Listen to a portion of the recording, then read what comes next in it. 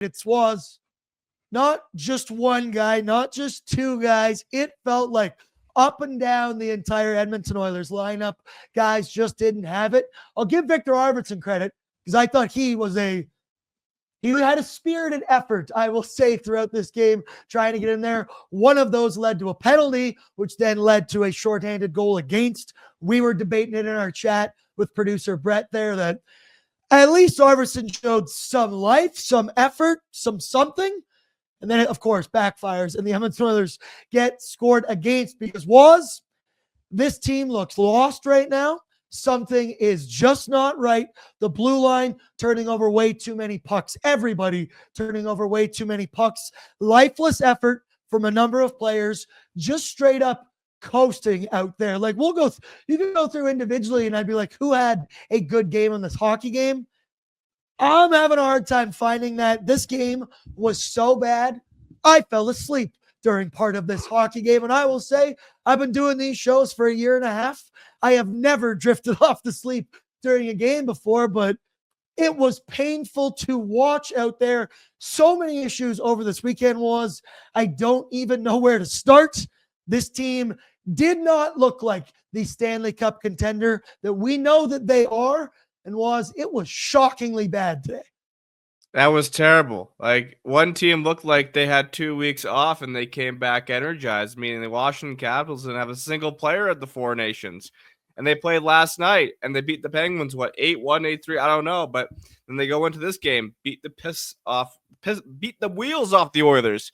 It was just a terrible effort. I don't know how to stomach that one, man. It's just like, this is the first time we've lost 3 games. No, second time we've lost 3 games in a row this season. The first time it happened was at the beginning.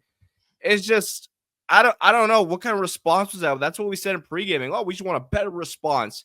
And that at the end of this broadcast, Louis DeBrusque, oh, well, hopefully there's a better response next game. Like, I hope so. You don't say. I don't know if it, I was just about to say, I don't know if it could get worse.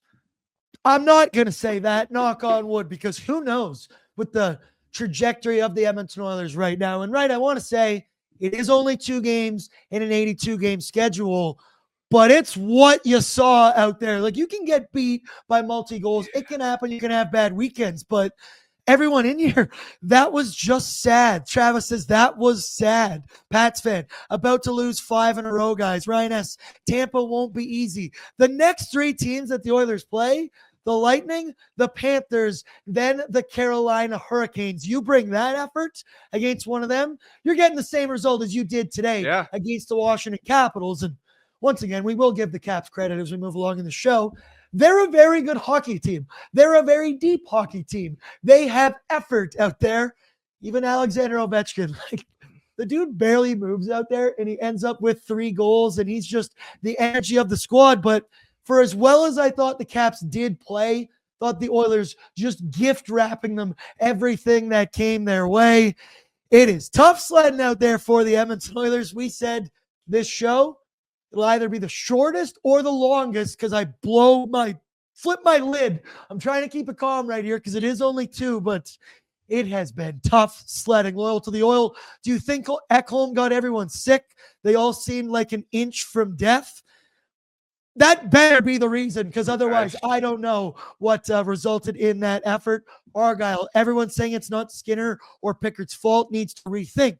When you have a goalie that makes the right time save, your team starts to rally behind you. We need that back.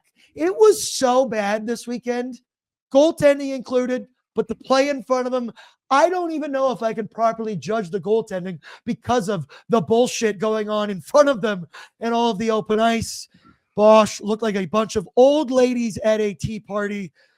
Throw in your biggest chirps that you've got for the Edmonton Oilers, because you might as well. Before we get into it, let me get a Nation Vacation ad read right here. People, come on the Nation Vacation. It's coming up. Hopefully the Edmonton Oilers have their heads out of their asses by the time we come on this trip. March 30th to April 2nd. Visit nationgear.ca for more details.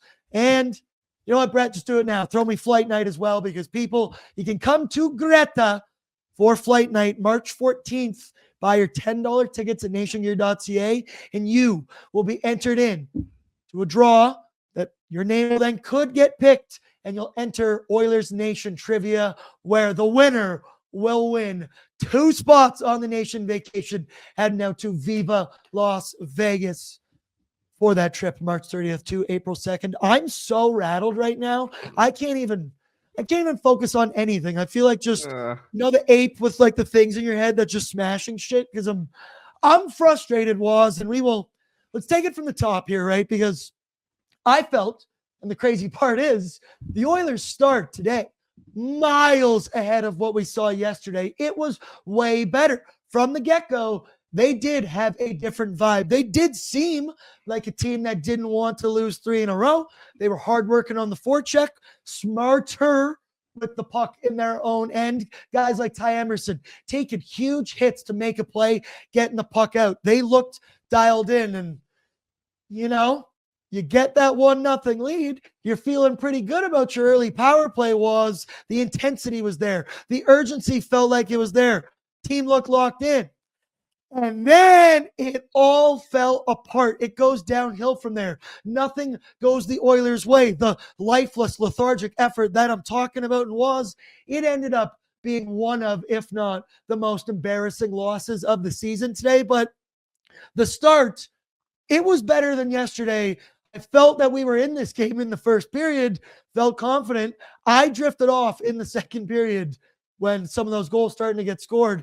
And then I wake up from my slumber and I go, holy shit, what just happened out there? Was I dreaming? Was that a nightmare? No, it was in fact reality. But thoughts of the start and how it went for the Oilers, and then just fell apart. Yeah, I thought they started off pretty decently. They got the first goal, and it felt like the Oilers showed up for the first 10 minutes of a hockey game. Draisaitl scores, gives the Oilers a lead on the power play. Like Leon, he's having an awesome season, and then they allow a rebound later in that first period, and Pickard lets in a softie. And I'm like, okay, we said on pregame he's probably gonna let in a softie, and I thought Pickard was making some pretty solid saves throughout the game, but in between that, he was also allowing some suspect goals, but in the same breath, the defense in front of him was atrocious. It was just, I don't know how the wheels just fell off like that. The Washington Capitals, like I said, they played yesterday, and they seemed like they were fresh. They seemed like they didn't play. And the Oilers, on the other hand, they continued to look lifeless as the game went on, and just no urgency, it felt like. Like, usually the Oilers can rally back and find themselves a comeback. That wasn't the case, and it was a 10-goal hockey game, 7 for the Washington Capitals, 3 for the Oilers. The one positive, maybe we get 3 different goal scorers. That's it. Thank you for trying to find a positive, because yes, there doesn't feel like there is many right now. What's up, Nation citizens? If you like that video, then you need to be subscribed to the Oilers Nation YouTube. Podcasts, live shows, exclusive interviews, and analysis. Everything you need from your favorite voices at Oilers Nation. And you don't want to miss any of it, so hammer that subscribe button.